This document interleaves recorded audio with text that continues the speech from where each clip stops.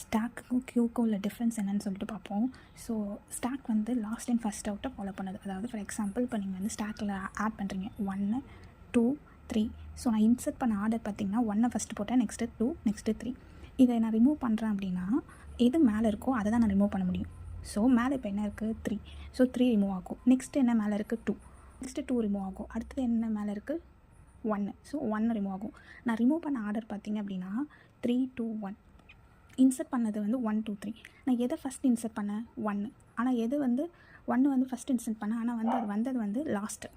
So எதை first insert பண்ணணும் அதுதான் லாஸ்ட் வந்துச்சு. So first in last out. எதை கடைசியாக இன்சர்ட் பண்ண 3, அதுதான் என்ன செஞ்சது ஃபஸ்ட்டு வெளில வந்துச்சு. ஸோ எதை லாஸ்ட்டு உள்ளே வருதோ அதுதான் ஃபஸ்ட்டு வெளில வருது. So last in first out. இது ரெண்டுத்தில் நீங்கள் எது வேணால் சொல்லலாம். ஸ்டாக்குக்கு க்யூ எடுத்துட்டிங்கன்னா இதுக்கு அப்படியே ஆப்போசிட். யார் ஃபஸ்ட்டு வராங்களோ அவங்க தான் ஃபஸ்ட்டு வெளில போக முடியும். நீங்கள் க்யூவில் டிக்கெட் கவுண்டரோ எந்த க்யூ எடுத்துக்கிட்டிங்கன்னா யார் ஃபஸ்ட்டு வராங்களோ அவங்க தான் அதை வாங்கிட்டு வெளில போக முடியும். லாஸ்ட் வரவங்களுக்கு லாஸ்ட்டு தான் கிடைக்கும். So first in first out இல்லை லாஸ்ட் இன் லாஸ்ட் அவுட் ரெண்டுத்தில் எது வேணால் சொல்லலாம்.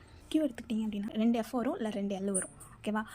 இன் அவுட்டு. ஸ்டாக்கில் வந்து ஒரு எல் வந்துச்சுன்னா எஃப் வரும், எஃப் இருந்துச்சுன்னா எல். ஸோ இப்படி நான் வச்சுக்கோங்க. ஆப்ரேஷன் பார்க்கும்போது ஸ்டாக்கில் வந்து 2 இன்சர்ட் பண்ணுறதும் சரி டெலீட் பண்ணுறதும் ஒரே எண்டில் தான் நடக்கும். ஸோ இன்சர்ட்னு எடுத்துக்கிட்டிங்கன்னா புஷ், டெலீட்னா பாப். ஸோ இன்சர்ட் பண்ணுறது ஒன்றுத்துக்கு மேலே ஒன்று தான் இன்சர்ட் பண்ணுவீங்க, டாப்பில் தான் இன்சர்ட் பண்ணுவீங்க. டெலீட் பண்ணுறதும் அதுவும் டாப்பில் எந்த எலமெண்ட் இருக்கோ லாஸ்ட்டாக எந்த எலமெண்ட் இன்சர்ட் பண்ணிங்களோ அதை தான் ரிமூவ் பண்ணுவோம். ஸோ ரெண்டுமே டாப்பில் தான்.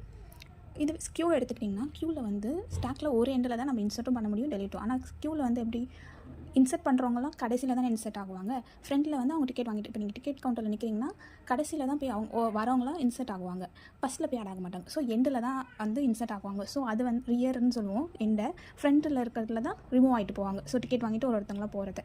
ஸோ இன்சர்ட்டுக்கு வந்து இதில் என்ன நேம்னா என்கியூ, டெலீட் பண்ணுறதுக்கு வந்து டிக்யூ.